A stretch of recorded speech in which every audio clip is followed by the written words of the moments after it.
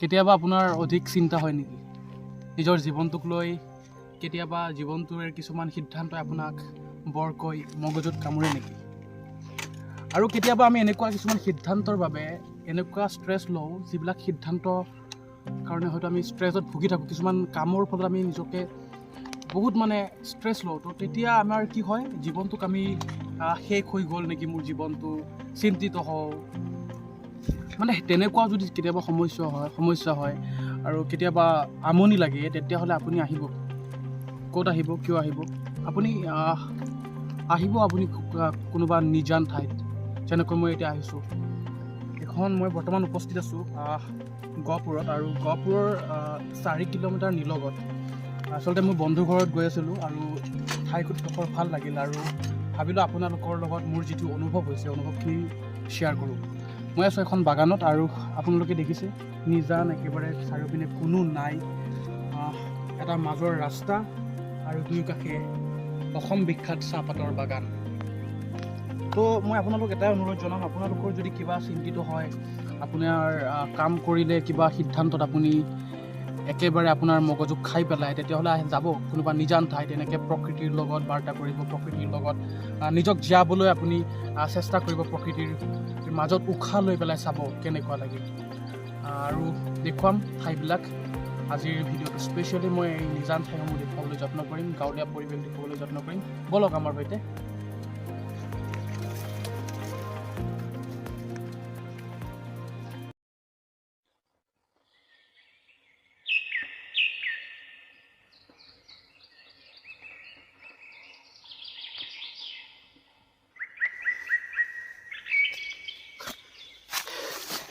ক'ত গৈছোঁ দেখুৱাই আছোঁ তাত গম পাব কটাৰী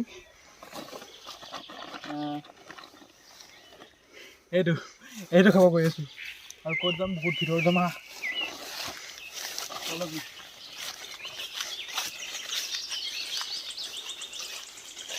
জংঘলৰ মাজে মাজে মই আৰু দিনটো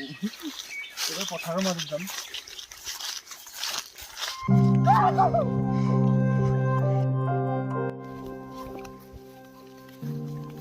এই সোণালী ধাননি পথাৰখন কেনেকুৱা লাগে এই একোটা এটা সোণ মানে সোণতকৈ বহুত দামী বস্তু হয় সোণটো আমি খাব নোৱাৰোঁ কিন্তু এইটো খাব পাৰোঁ এইটো খাই পেট ভৰিব তাৰপিছত আমি জীয়াই থাকিব পাৰোঁ মানে এইটো দামী সোণ এইটোত মানে কি খাম আৰু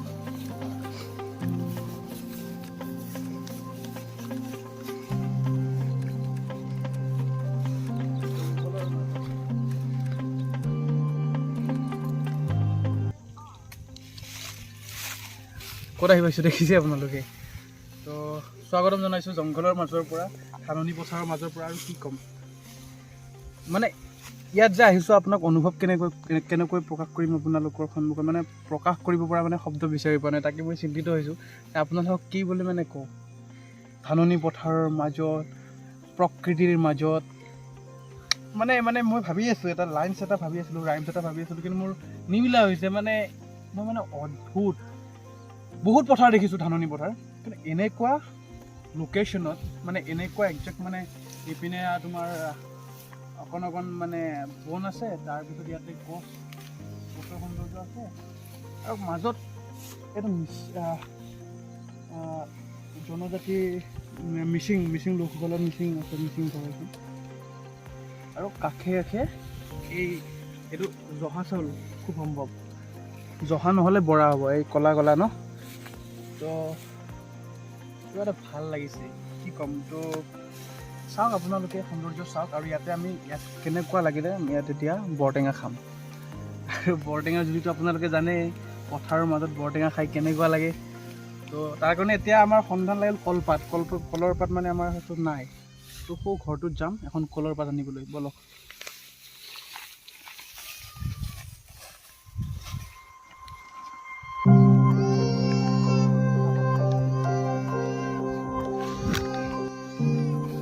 সৰু ল'ৰা দুটা কান্দি আছে জোকা চাওঁ নেকি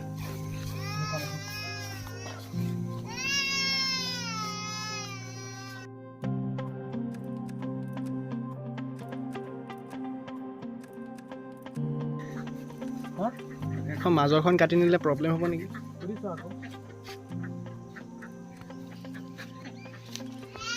ঘৰখন দেখুৱা চাওক মাছটি ইউনিক ডিজাইন কান্দি আছে পেটটো কিয় কান্দিছে ভাল লাগিছে এটা ফটো মাৰি ফটো এখন উঠিব গৈছিলোঁ ফটোখন চাওক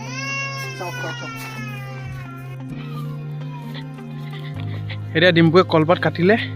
আৰু এইখন থুব যাব ডিম্পুকে লগাই দিছোঁ এইবাৰ কিয় কান্দি আছে ধৰিবই পৰা নাই অঁ কি হাঁহ এইটো হা বেলেগ প্ৰকাৰৰ হাঁহ এইটো কিন্তু উল্টাকৈ ধুইছ নে কি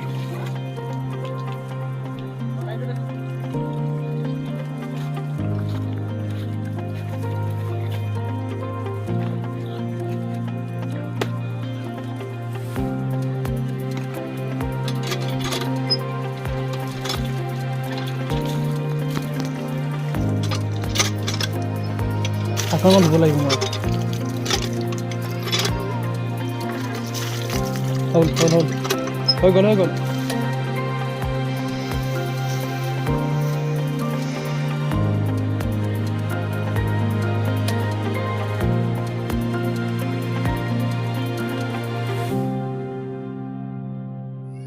ওচৰত আনিবি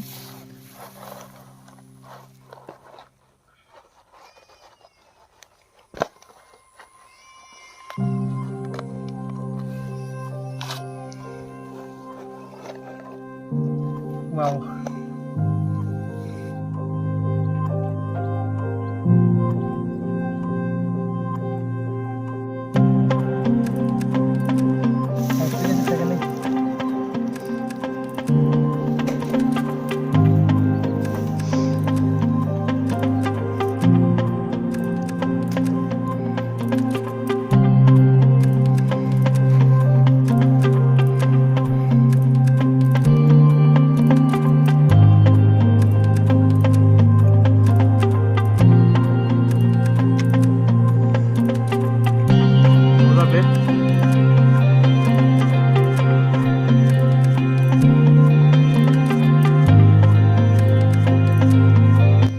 ভাল লাগিল খাই স্পেচিয়েল থেংক ইউ ডিম্পু এই তোমালোকে ভিডিঅ'টো সকলোৱে চাইছে যদি ভাল লাগিছে থেংক ইউ কৈ দিব পাৰে আৰু কমেণ্ট কৰি জনাব দেই ব'লা অকণমান আকৌ মজা লাগিল আৰু ইয়াত কলপাতটো পৰি থাকিল গৰু আহিব গৰুৱে খাই দিব কেতিয়াবা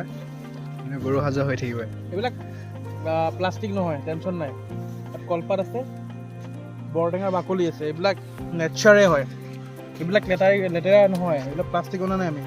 এখন মোনাখন প্লাষ্টিকৰ আছে এখন লৈ গৈছোঁ নেচাৰৰ